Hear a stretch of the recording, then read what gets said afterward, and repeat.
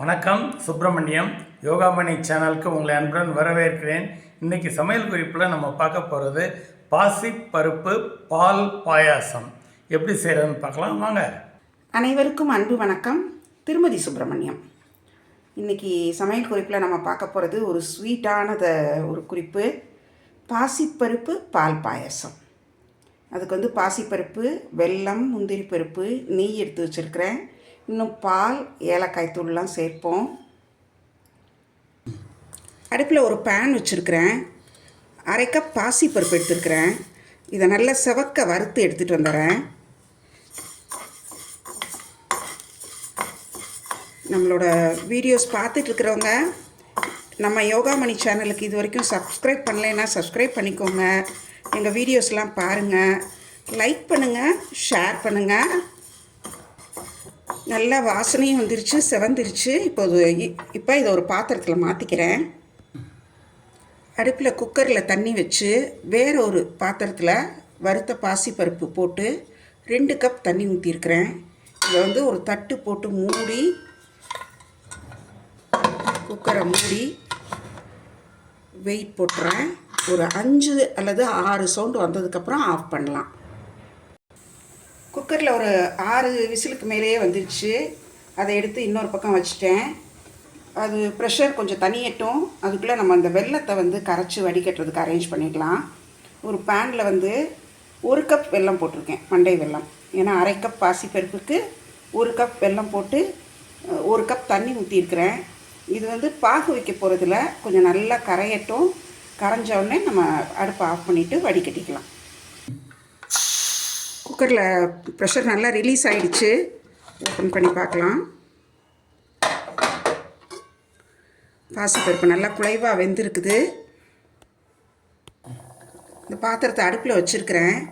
இந்த வெல்லத்தை கரைய விட்டுருந்தேன் இல்லையா, அதை வடிகட்டி ஊற்றிடுறேன். இது வடிகட்டி ஊற்றி இது நல்லா சேர்ந்து கொதிக்கட்டும். நல்லா ஒரு 5 மினிட்ஸ் கொதிக்க விட்டுட்டேன்.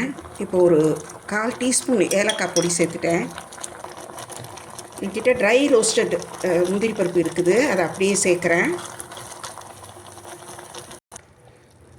நெய் நல்லா தாராளமாக ஒரு 3 டீஸ்பூன் அளவுக்கு நெய் சேர்க்குறேன். தீ லோ ஃப்ளேமில் வச்சுருக்கிறேன். என்கிட்ட காய்ச்சி ஆற வச்ச பால், இது 1 கப் எடுத்துருக்கிறேன். இதை இந்த சைட்லேருந்து கொஞ்சம் கொஞ்சமாக சேர்க்குறேன். பாயசமும் சூடாக பாலும் சூடாக கலக்க வேணாம். பாயசம் இப்போ நல்லா கொதிச்சது. தீ லோ ஃப்ளேமில் வச்சுருக்கேன். பால் ஆறின பால் தான் சேர்க்குறேன். இதை நல்லா சேர்த்து நல்லா கிளறி விட்டுட்டு அதுக்கப்புறம் நம்ம ஃப்ளேம் கொஞ்சம் மீடியம் ஃப்ளேமாக வைக்கலாம். பாயசங்கிறது டேஸ்ட்டை எவ்வளோ வேணாலும் நம்ம என்ஹான்ஸ் பண்ணலாம். இப்போ நான் முந்திரி பருப்பு, நெய், ஏலக்காய் தூள் மட்டும்தான் சேர்த்துருக்குறேன்.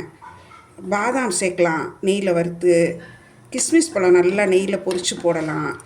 தேங்காய் பால் எடுத்து சேர்க்கலாம்.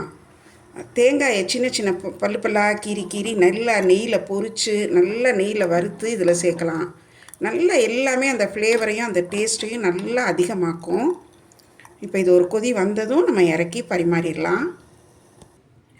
நல்ல சுவையான ஹெல்த்தியான பாசிப்பருப்பு பால் பாயசம் ரெடி ஆகிடுச்சு. பாசிப்பருப்பு உடம்புக்கு நல்ல குளிர்ச்சியை கொடுக்கும். வெல்லம் அயர்ன் கண்டென்ட், பால் நல்லா கால்சியம் கண்டென்ட். ஸோ இது எல்லாம் சேர்கிறப்போ ஏலக்காய் தூளும் சேர்த்துருக்கோம். அது நல்லா ஜீரணத்துக்கு நல்லா ஹெல்ப் பண்ணும். ஸோ இது இந்த பாயசத்தை டேஸ்ட்டுக்காகவும் கூட ஹெல்த்துக்காகவும் கூட செய்து அழகாக சாப்பிட்லாம். செய்து பாருங்கள், எப்படி இருந்துச்சுன்னு சொல்லுங்கள். இந்த வீடியோவை லைக் பண்ணுங்கள், ஷேர் பண்ணுங்கள். எங்கள் யோகாமணி சேனலுக்கு சப்ஸ்கிரைப் பண்ணுங்கள். நன்றி, வணக்கம்.